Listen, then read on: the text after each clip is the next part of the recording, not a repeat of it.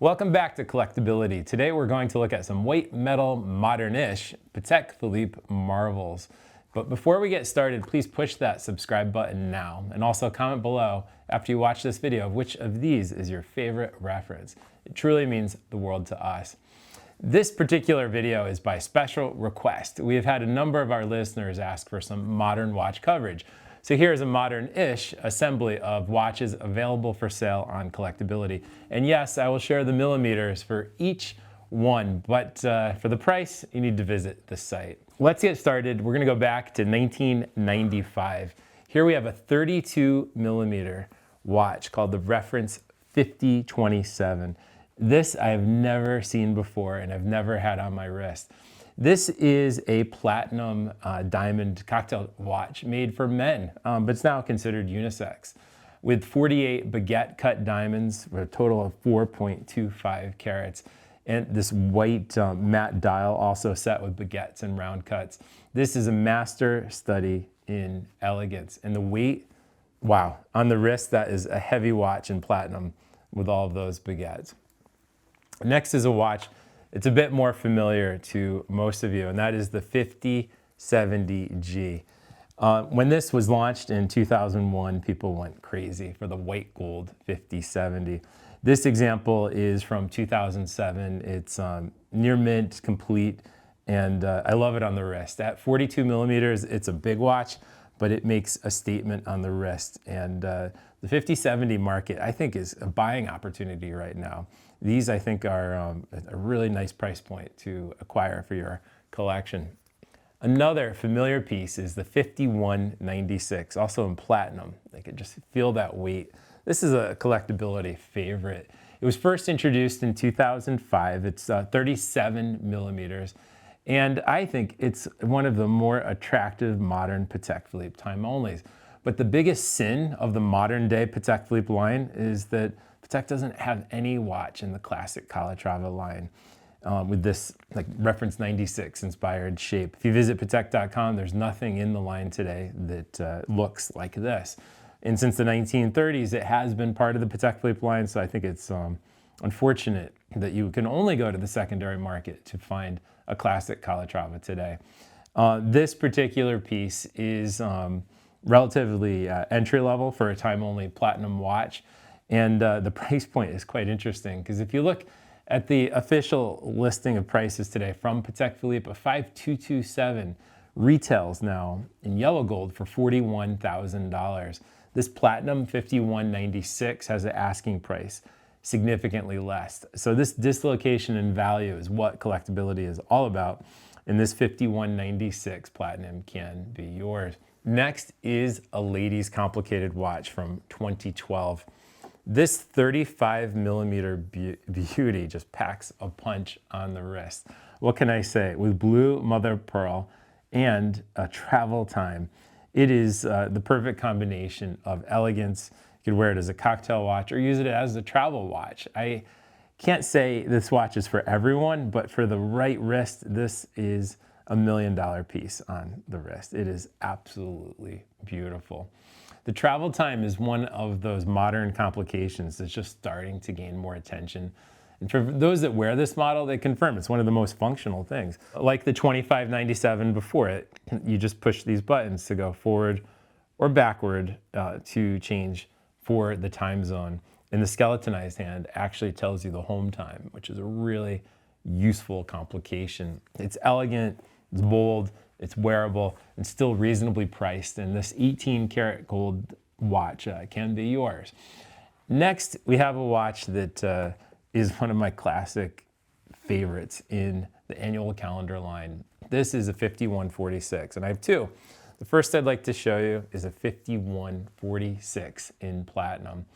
Now, this is 39 millimeters. It's 2 millimeters larger than its predecessor, the 5035. And it really fills the wrist, and in platinum, it has a heftiness that you just have to try on to appreciate. And with this anthracite gray dial, it is just a stunning bit of modern horology for the wrist. This platinum version was launched in 2006 and features the gray dial, as we see here. And The date remained at 6 o'clock, which is quite interesting, and it has a novel up-down indicator, which was added below the 12 o'clock, which is also quite useful. And the diamond between the legs, classic modern Patek Philippe. Moving on to a white gold 5146. This particular example, also 39 millimeters, has that cream dial. And just look at the way it sits on the wrist. This is a comfortable, usable complication and can still be acquired at an attractive price point. Now, moving forward a few years, in 2013, the 5227, which I mentioned earlier, was launched. Now, this is a classic Patek Philippe that's in the line today that does have those classic lines, but it's not manual like the 5196. This is automatic. The 5227 is perfect for someone who wants to have a classic self-winding Calatrava with a rounded bezel on the wrist. The current retail is just under $42,000, and we are asking much less.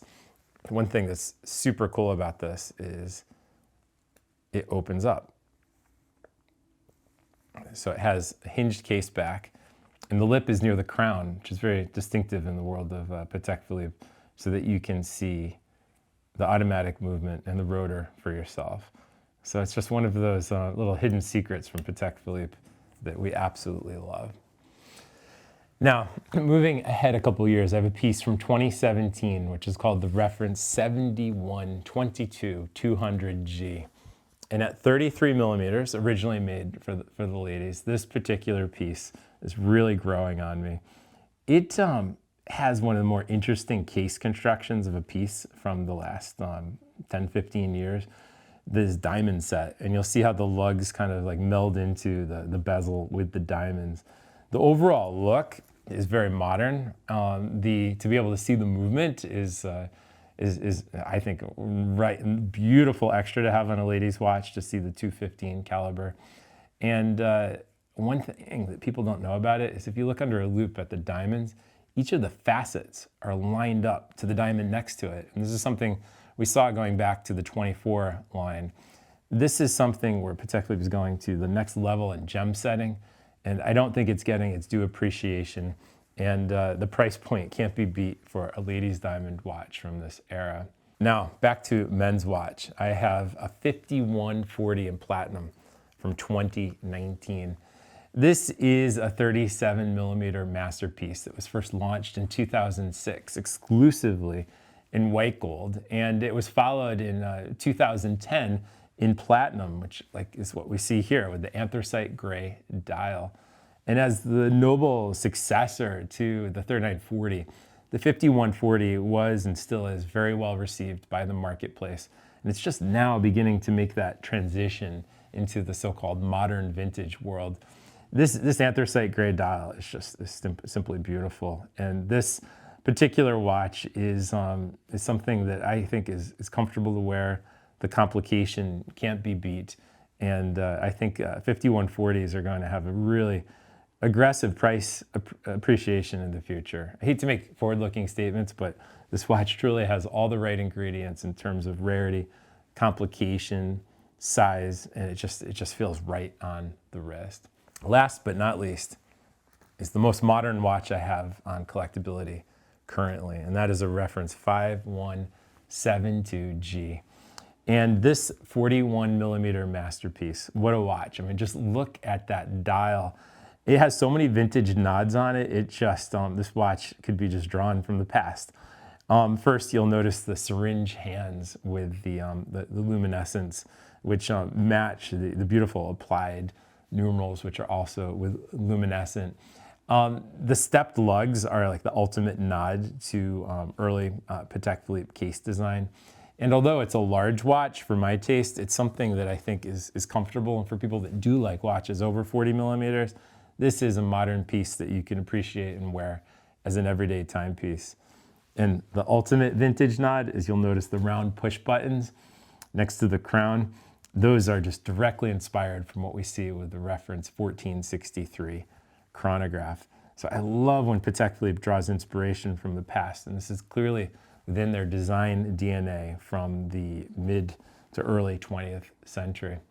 So there you have it, some modern watches for your consideration.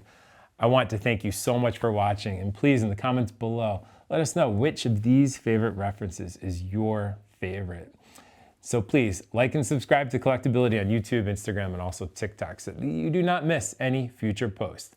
Thanks again, and enjoy the hunt.